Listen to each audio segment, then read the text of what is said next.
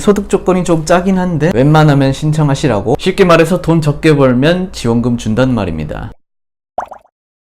안녕하세요. 알아야 받을 수 있는 것들의 라이프 백신입니다. 여러분, 5월이 왔습니다. 5월은 어떤 달일까요? 가정의 달, 여행의 달, 바로 근로장려금을 신청할 달입니다. 매년 5월이면 일하는 저소득 가구를 대상으로 근로장려금과 자녀장려금 신청이 진행됩니다. 근로장려금과 자녀장려금은 근로소득은 있으나 소득이 적은 저소득 가구에 장려금을 지원하는 제도입니다. 쉽게 말해서 돈 적게 벌면 지원금 준단 말입니다. 올해도 5월에 근로장려금과 자녀장려금 신청을 위해서 많이 찾아보시는데요. 이 둘 중에서 저희가 받을 수 있는 근로장려금에 대해서 소개해드리려고 합니다. 특히 올해부터는 근로장려금 신청 자격이 완화되고 지원 금액도 대폭 확대된다는 소식이 있어서 더 큰 관심을 모으고 있습니다. 가장 중요한 나이 제한이 사라졌어요.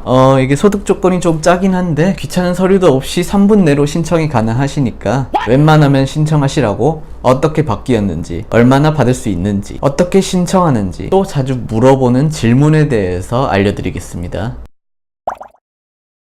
그럼 먼저 어떻게 바뀌었는지 자세히 한번 알아보도록 하죠. 그 첫 번째는 바로 가구별 소득 기준입니다.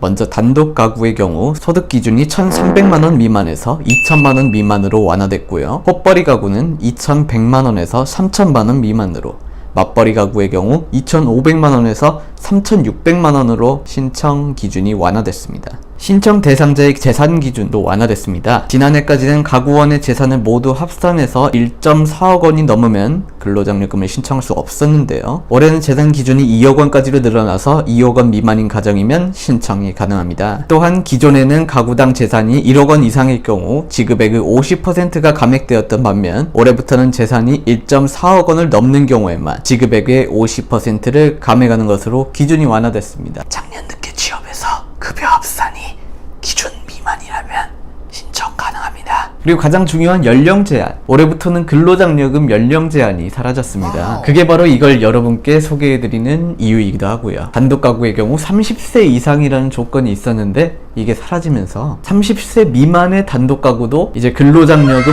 수급이 가능해졌습니다. 이에 따라서 연간 소득이 2천만원 미만인 1인 가구는 나이에 상관없이 근로장려금을 지급받을 수 있을 것으로 전망이 됩니다. 그럼 얼마나 받을 수 있냐? 이 완화된 소득 요건만큼이나 근로장려금 지원 금액도 대폭 확대되는데요. 근로장려금 최대 지급액이 가구별로 50만원에서 65만원까지 더 인상이 됐습니다. 단독 가구의 경우 지원 금액이 85만원에서 150만원으로, 호벌이 가구는 200만원에서 260만원으로, 맞벌이 가구는 250만원에서 300만원까지 지원 금액이 확대되었습니다. 근로장려금 지급액은 이렇게 급여에 따라서 차등 지급되는데요.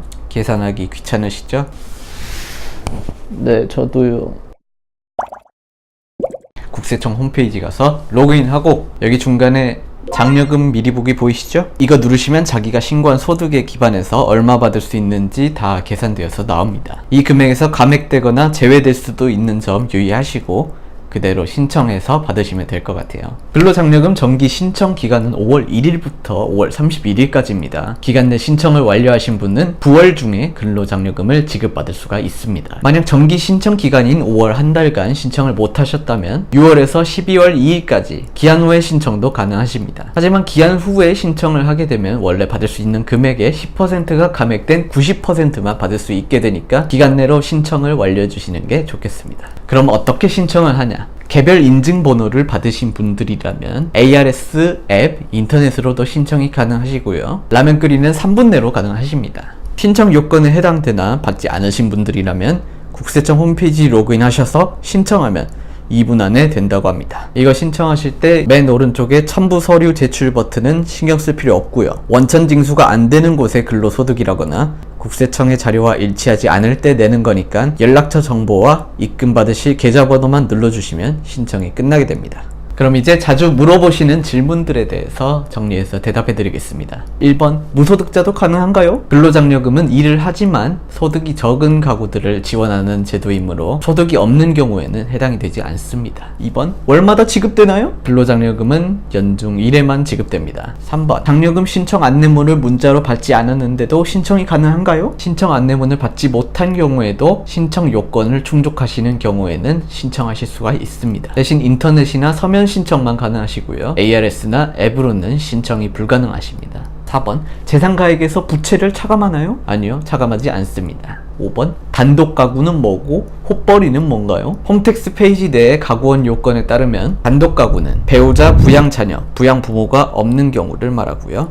헛벌이 가구는 배우자, 18세 미만 부양자녀, 생계를 같이 하는 70세 이상 부모가 있는 경우, 맞벌이 가구는 부양자녀 및 70세 이상 부모는 연소득 금액이 100만원 이하일 것으로 명시되어 있습니다. 이 부양자녀와 부모는 지금 현재 내 집에 부모님이나 자녀가 같이 사는지 여부이므로 참고하시고요. 그 외의 의문사항은 신청 화면 아래에 자주 묻는 질문에 들어가 보시면 국세청 상담 사례에 개인 사업자, 수급 대상자의 사망 후 상속 같은 디테일한 내용도 나와 있으니까요. 이쪽에서 검색해 보시거나 홈택스 상담센터 국번 없이 126번으로 전화하셔서 물어보시면 되겠습니다. 이렇게 근로장려금에 대해서 알아봤습니다. 여러분은 지원금 받을 수 있으신가요?